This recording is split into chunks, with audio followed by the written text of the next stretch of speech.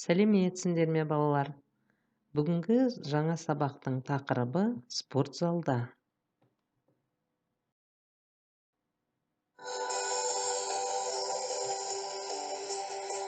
Алтыншы сабақ.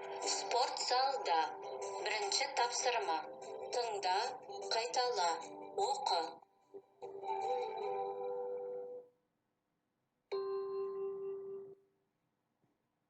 Мен спорт залға барамын. Мен жүгіремін. Мен жаттығу жасаймын. Мен доп ойнаймын.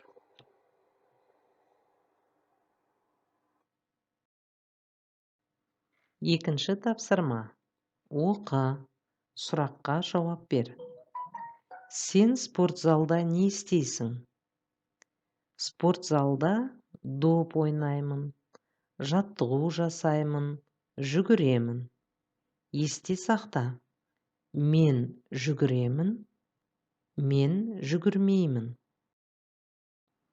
Үшінші тапсырма. Өз ойыңды айт. Толықтырып оқы. Мен спорт залда жүгіремін. Мен спорт залда жаттығу жасаймын. Мен спорт залда доп ойнаймын. Тапсырма. Тыңда, оқы, үлгі бойынша сөйлес.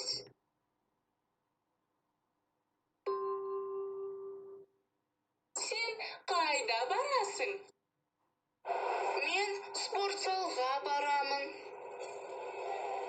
Сен спорт залда не істейсің? Мен спорт залда жүгіремін. Сен қайда барасың? Мен спорт залға барамын. Сен спорт залда не істейсің? Мен спорт залда жаттығу жасаймын.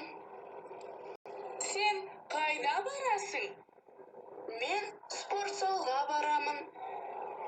Сен спорт залда не істейсің? Мен спорт залда футбол ойнаймын.